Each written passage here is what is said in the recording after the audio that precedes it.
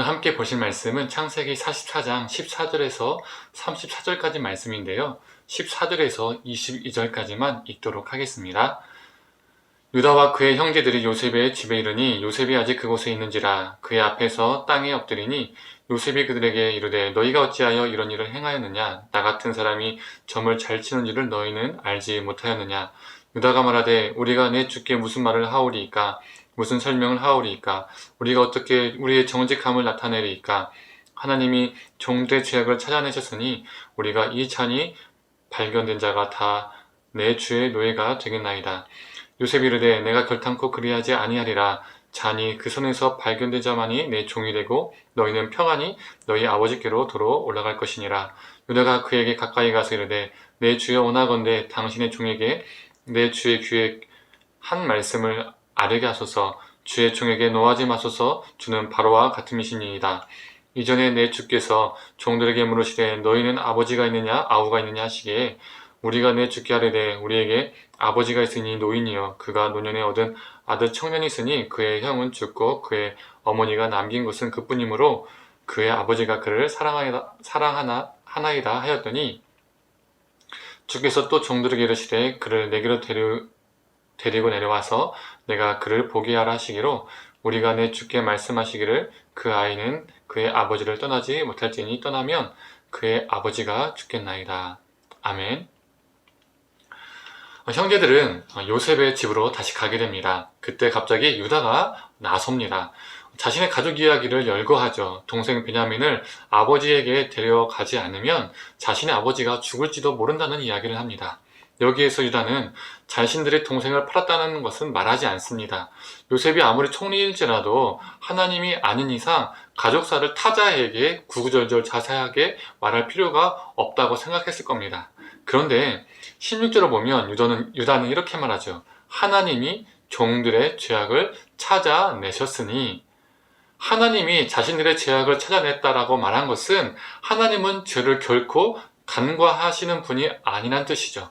또 다른 말로 한다면 죄를 간과하지 않으시는 하나님께서 지금 자신들의 죄를 철저하게 깨닫게 하신다는 표현이 되기도 합니다. 그런데 여기까지는 누구나 할 수 있는 부분입니다. 입술의 고백, 말의 열거는 누구나 할 수 있죠. 그런데 다음에 유다의 말을 주목해 볼 필요가 있습니다. 33절의 말씀입니다. 이제 주의 종으로 그 아이를 대신하여 머물러 있어 내 주의 종이 되게 하시고 그 아이는 그의 형제들과 함께 올려 보내소서. 그는 베냐민을 대신해서 자신이 종이 되겠다라고 말을 합니다. 이전에는 요셉을 종으로 파는데 나름 주도했던 그가 이제는 자신이 누군가를 살리기 위해서 종이 되겠다라고 말하고 있는 것이죠. 아버지를 속여서 아버지를 아프게 했던 그가 아버지에게 더 이상 고통을 주지 않기 위해서 자신을 희생하고 있는 것입니다. 유다가 한 말, 내가 대신해서 종이 되겠다라고 하는 이 다짐은 아버지와 동생을 살리고자 하는 결단이었습니다. 죽이던 존재가 살리는 존재로 변한 것입니다. 누군가에게 아픔을 주는 존재가 누군가의 아픔을 헤아리는 존재로 변하게 된 것이죠. 그럴싸할 만한 그 말을 열거하고 주장한 것이 아니라 그 존재가 변화된 것입니다. 이것이 진정으로 회개한 자의 모습인 것이죠.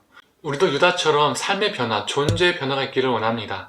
거룩한 말로 우리의 신앙과 삶을 포장하는 것이 아니라 우리의 회개가 늘 뻔지르르하게 말로만 끝나는 것이 아니라 우리가 우리 죄를 깨닫게 되었을 때 그 죄로부터 돌이키고 우리 존재가 변화되어서 누군가에게 아픔을 주었던 존재가 아니라 아픔을 헤아리는 존재, 누군가를 죽이는 존재가 아니라 누군가를 살리는 존재로 살아가기를 원합니다. 사랑하는 성도님들, 유다는 죄가 있었는데 돌이키고 동생 베냐민을 대신하여 자신을 희생하는 존재가 되었었습니다. 그런데 대신하여 자신을 희생하는 사건이 성경의 다른 곳에도 나오죠. 그 사건은 유다의 자손을 통해서 일어납니다.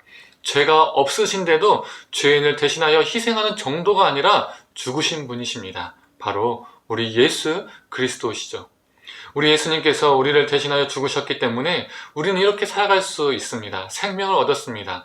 계속의 주님께서 이렇게 말씀하십니다. 요한복음 15장 13절의 말씀입니다. 사람이 친구를 위하여 자기 목숨을 버리면 이보다 더 큰 사랑이 없나니. 우리 예수님은 우리가 자신의 삶을 닮아가기를 원하십니다.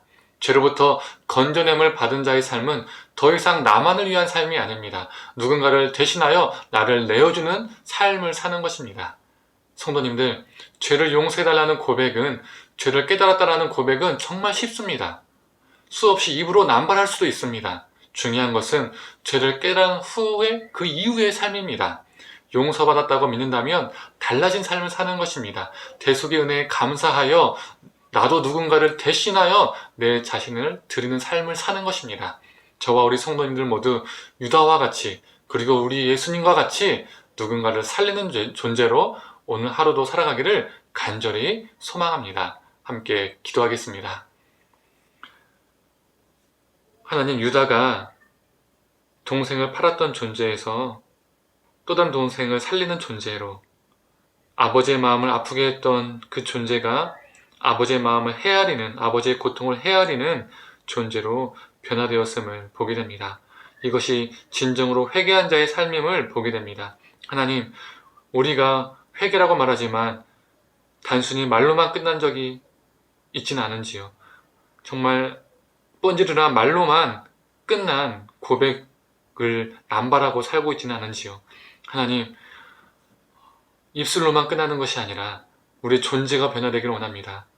그 대속의 은혜, 예수님께서 우리에게 허락하신 그 대속의 은혜에 감사해서 하나님, 우리도 이전과 다른 삶을 살리는 존재로, 그리고 누군가의 고통을 헤아리는 존재로, 품는 존재로 이 땅에서 살아가게 하여 주시옵소서. 감사드리며 사랑에 많으신 예수님의 이름으로 기도드립니다. 아멘.